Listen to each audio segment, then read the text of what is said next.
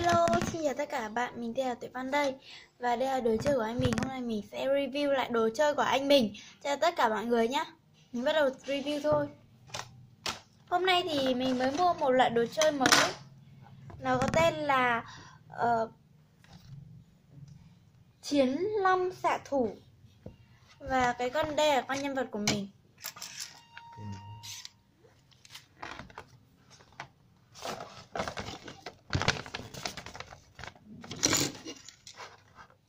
Mình có thể thấy cận mà.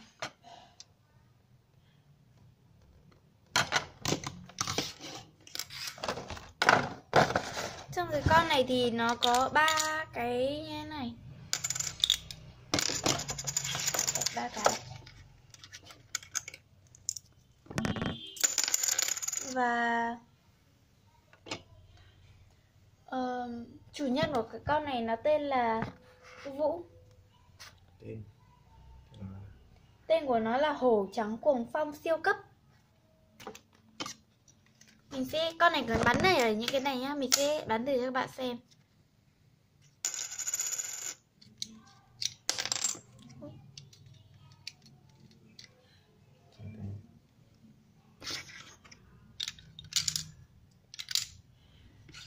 Nhét lần lượt 3 cái nhá này vào trong ống.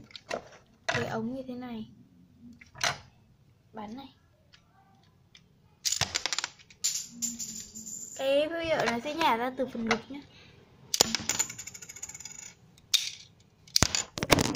Ui. Xin lỗi các bạn nha.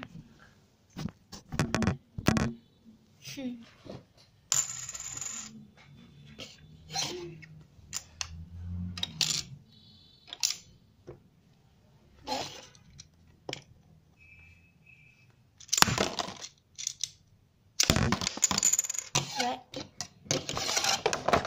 Và tiếp theo nó còn có một cái tờ bản hướng dẫn sử dụng nữa, là giới thiệu các nhân vật khác.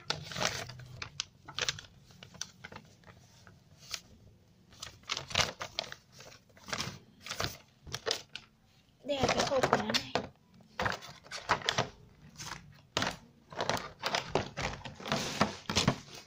Bây giờ tiếp theo là mình sẽ review thêm một đồ chơi mới, là mình mới nhập về 2 em này.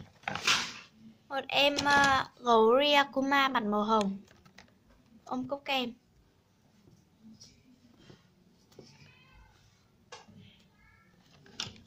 Một em táo. Mùi thơm kinh khủng luôn ý. Mình sợ không à?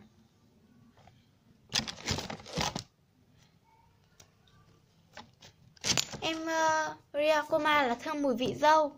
Các bạn thích thì có thể inbox video cô ở dưới em mình. Em này là 70k nha. Còn em này là 50k. Cực kỳ slow.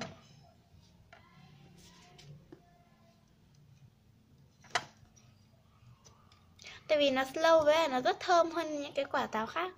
Thì em mình bán với giá như thế. Đấy. Thế là mình muốn giới thiệu thêm với các bạn là cà phê mình có 3 gói nhỏ như thế này.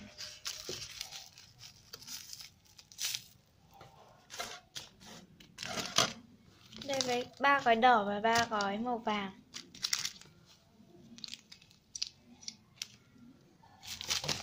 Mỗi gói màu đỏ này là trị giá 3k một gói nhé.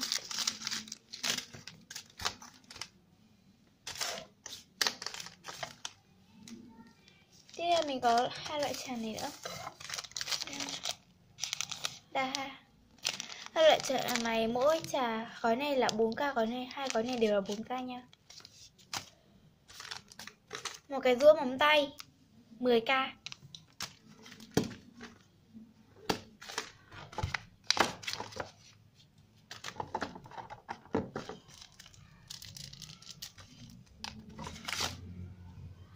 Một cái hộp kim chỉ như này 40k.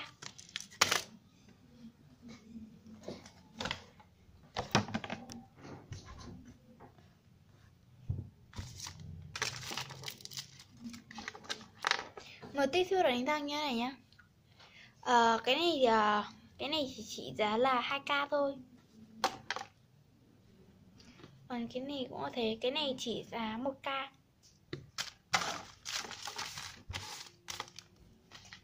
Tiếp theo là mình muốn giới thiệu cho các bạn thêm một cái nữa về Papacho.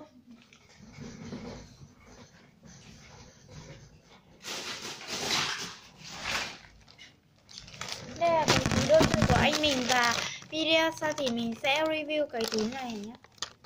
Đây là phần 2. Rất là đầy, một đống về Papacho luôn. Bạn nào thích thì có thể hỏi anh mình là chỗ mua ở đâu, anh mình sẽ trả lời các câu hỏi của bạn. Bye bye. Nhớ like và share video của mình nhé. Ấn subscribe nữa.